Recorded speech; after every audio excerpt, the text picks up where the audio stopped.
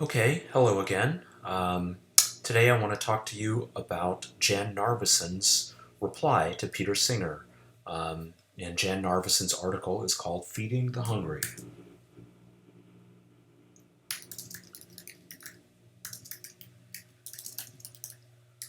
Jan Narveson, by the way, is a man. So this is a man. His name is Jan. Okay. All right. So here's an outline of what I want to talk about here. Let's see. Um, let's see. First, two distinctions. Starvation versus murder. That's one. And then justice versus charity. That's another. Okay. The two basic issues. Okay. Is there a duty of justice to feed the starving? Is there a duty of justice to feed the starving? And then to feed the starving, and then is there a duty of charity to feed the starving? Okay. Then let's see what I want to talk about. Even the duty of justice, there are two arguments. Okay, the outline is getting kind of a little bit too detailed, maybe. And then finally, notes on the real world. Okay. Okay, so let's begin. First distinction. First distinction, starvation versus murder. All right, so Narveson begins with a couple of examples. He says, if I lock you in a room and don't let you eat, I murdered you. Right? I murdered you via starvation by preventing you from eating, but yeah, I still murdered you nonetheless. Okay? Another example, if the A's, the group of people known as the A's, burn all the crops, okay, all of the bees' crops, then the A's have slaughtered the bees, where the bees like starved because they didn't have any more crops, all right? So in these two cases, Jan Narveson, in these two cases, you or A's, the A's have done something really wrong and should, compensate your victims. Okay? But he says, but that's not what's happening in the sort of situation that Singer talks about. Okay? There, you are not responsible for the fact that these people are starving. You didn't lock them in a room and prevent them from eating. You didn't burn all of their crops, all right? So you're not responsible for the fact that they are starving. You are not killing them. In other words, you are not killing them. You are only letting, or maybe I should say merely letting them die. Okay?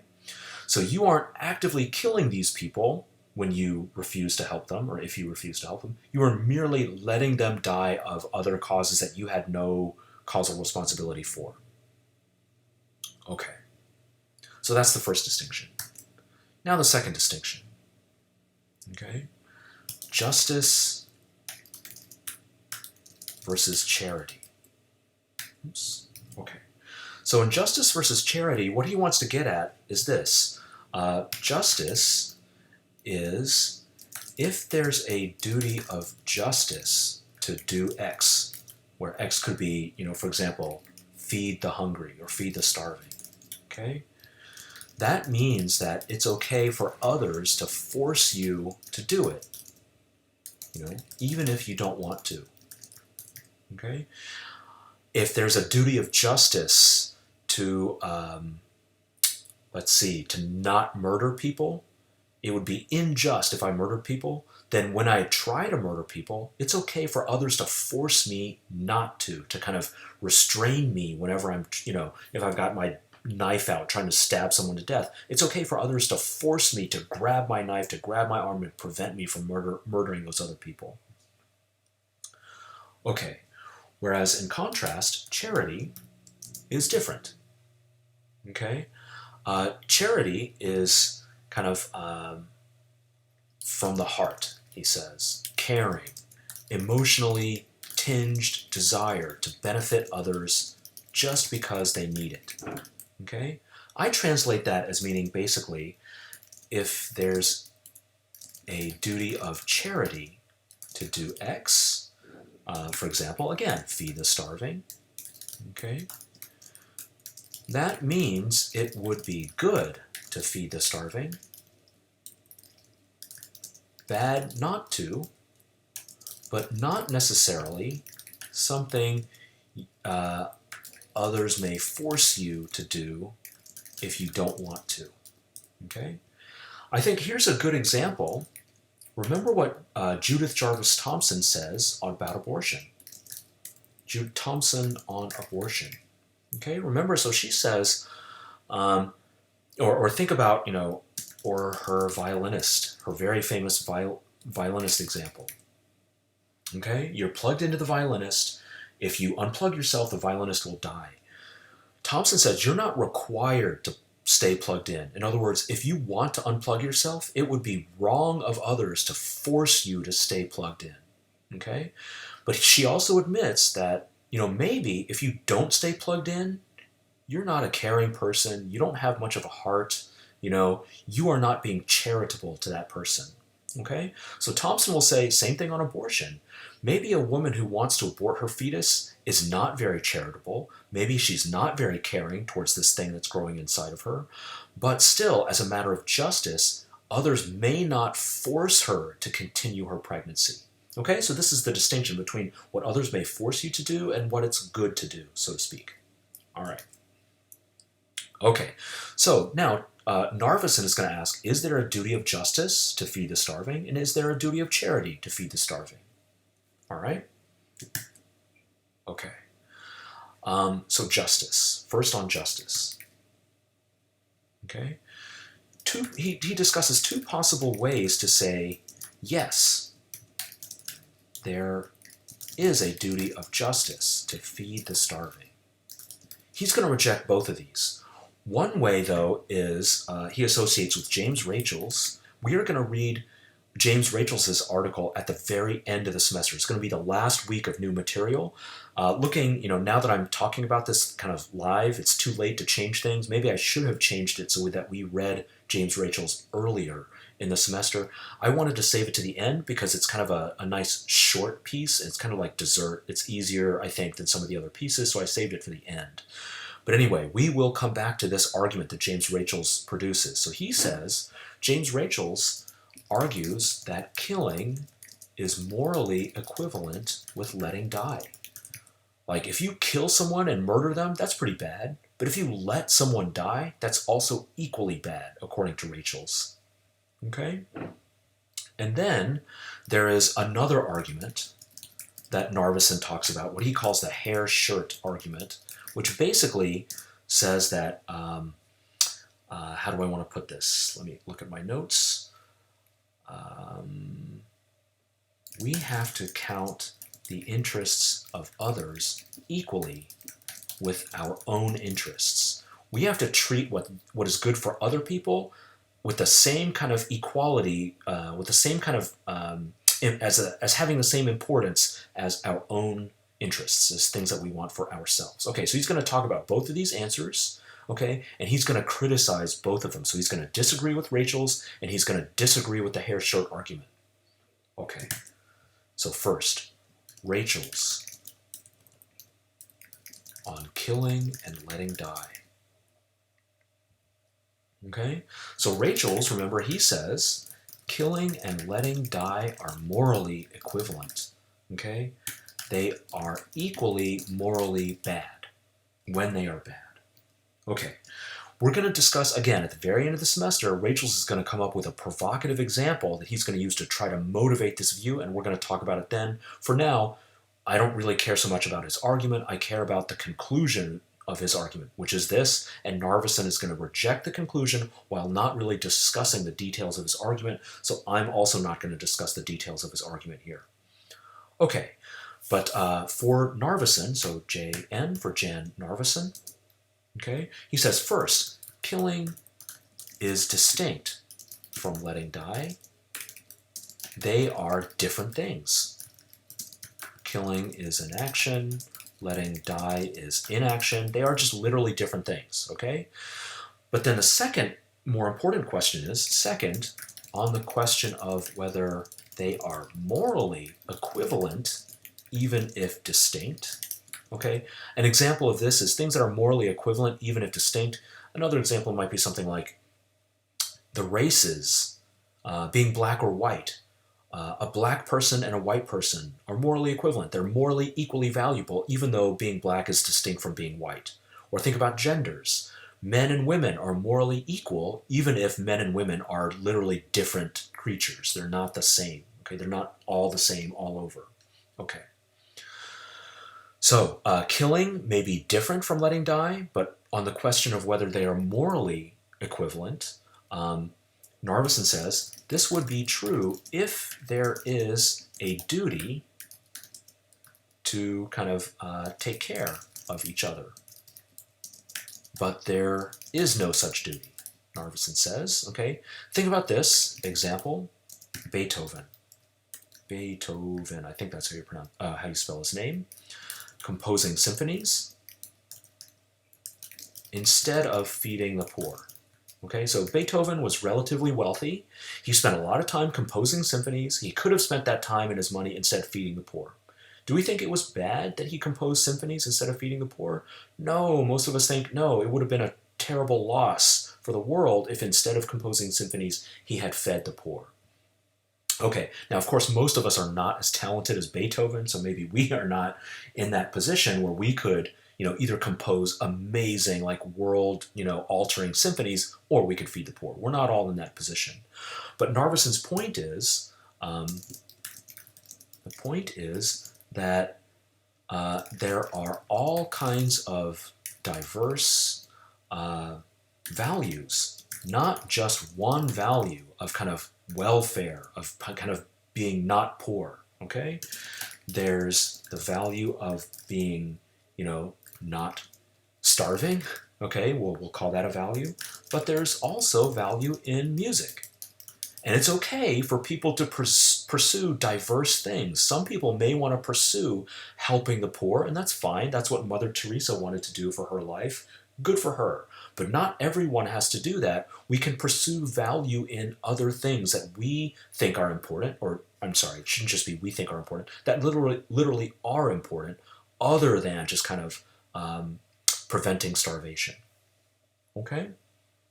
So that's on Rachel's. Okay. Next. Okay, the ethics of the hairshirt. So this is the second argument. This, remember, is the second argument for saying there's a duty of justice to feed the starving. And this hair shirt argument, the hair shirt idea, what that means is when you're wearing a hair shirt, that's something you do as punishment for your own sin. So you wear a shirt that's made out of hair, and the idea is it's very uncomfortable and scratchy and itchy and so on, and it signals to the world, everyone who can see you wearing the shirt, that you are kind of atoning for something bad that you did. Okay? So what Narveson is suggesting is, should we be like this? Should we kind of flog ourselves to death in order to help other people? Okay? So basically the idea is, behind this, what he calls the ethics of the hair shirt, is we have to treat other people's interests equally with our own interests. Okay? We cannot think of our own interests as more important, more valuable than any other person's interests. And we can't even treat the interests of our loved ones as more important than anyone else. Okay? We've seen this doctrine before. We've seen this. Remember utilitarianism. Okay? Remember, the utilitarian says exactly this. Okay? That other people's interests are equal. Anyone who can feel pain and pleasure, or anyone who has desires and so on, their pains and pleasures, their desires count equally with ours. All right? So what Narveson is getting at is utilitarianism. He thinks utilitarianism utilitarianism is wrong for endorsing the above. That everyone's interests should count equally. You have no special privilege over anyone else. Okay. So Narveson thinks this is wrong. Okay. Let's see. What he wants to say about this is a better view is what he calls a liberty-respecting view, where people are free to pursue their own interests. Otherwise, the rich are slaves to the poor, he says. The rich people, the people who are well off, are required by the utilitarian to donate everything down to the point where they are as poor as the people they are helping. So they are slaves to the poor. That's what he says. All right? And what he wants to say is surely a rule or a moral system where no one is anyone's slave is better. Okay? You don't want rich people to be slaves to the poor. You obviously don't want poor people to be slaves to the rich. Everyone is free to do whatever they want. Okay? As long as they are not hurting anyone else. Okay, so then Narveson says he rejects the ethics of the hairshirt. He rejects Rachel's argument on killing and letting die. So then he concludes on this issue of justice. Narveson is going to say, JN, no duty of justice to feed the starving. It's not the sort of thing that if we don't want to do it, others are allowed to force us to do it against our will. Okay, it's not the sort of thing that we should be compelled by coercion to do. All right, so now moving on, what about a duty of charity to feed the poor? Is there such a duty of charity? Okay, J.N. Narveson, he's going to say, in fact, yes, there is a duty of charity. There is a duty of charity to feed the poor. Okay, he says it's good to care about others, but he wants to qualify. Okay, the qualification is, even so, it's also good to focus on personal friends and family, colleagues, people you know well. And he wants to say this is partly because of efficiency. Partly because of efficiency, he says. We know our close friends and family best. So the best way to make our friends and family happy is for us to do things for them rather than strangers doing things for them, because we know them better than strangers know them. Okay? All right. And he says, again, he goes back and criticizes utilitarianism. He says, it's absurd to think of everyone counting equally. Okay? Of course, your daughter can matter more to you than some strangers matter to you. Okay? Of course, he says, you can prioritize your daughter over other people. So we do have this duty of charity to help the others, and even to help strangers, but even so, Narveson says, still, usually it's better to focus on people you are close to, okay, and helping those people you are close to. All right. Okay, let's see. Now, notes on the real world, last section before we quit. My department chair had told me that it's good to keep these videos as short as I can, and I'm trying my best, and I think I'm getting better. This video is going to be about 20 minutes, a little bit over 20 minutes when it ends. Okay, notes on the real world to end. So Narveson points out here something that a lot of people agree with him on, that what starvation, global starvation is usually, or maybe even always, caused by political corruption, okay, not lack of food. We have plenty of food in the world. There's plenty of food to go around. It's not like there's overpopulation. There are some, a lot of mistaken ideas floating around about the world being overpopulated. If anything now, especially in industrialized and well-educated countries, we are not replacing our population quickly enough. We are kind of below, our birth rate is, so to speak, below replacement rate. So our populations are shrinking. Not so in the developing world.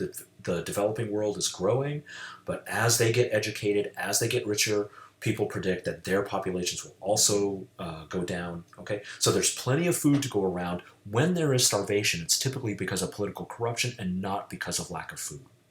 Okay, and he even says further, if we give food, the governments often just sell it instead of using it, or the people become dependent. So they don't develop their own industry, their own farming, and so on, because they just depend on these handouts, okay? And maybe they don't even care, okay? He tells the story about some village, and they were given a water pump so that they could get water from a well. And the people thought that, the people who gave them this pump thought, oh, we did such a great thing. Turns out, the pump broke and they didn't even care. They didn't even bother to fix it because they just didn't care about this pump. Okay, so I think this is all true. So Eric will say all true. And today, charities don't focus on giving food. Okay, as I mentioned in the earlier video lecture, today the focus is not on food, but on things like mosquito nets, deworming, surgeries to correct blindness, okay? Things that, like, from lack of sanitation, lack of protection from malaria and so on, things that we could do easily to prevent death, not necessarily giving people food directly, okay? All right, so that's it on charity. Jan Narveson's contrast to Peter Singer. Maybe one last thing I want to point out before I let you go is thinking about justice. I wanted to bring this back to a little discussion that I had on abortion. Remember, Thompson says there was no duty of justice to use Narveson's language. Thompson says there's no duty of justice to continue a pregnancy. A woman may always abort a pregnancy at any time. And I said, well, that's kind of similar.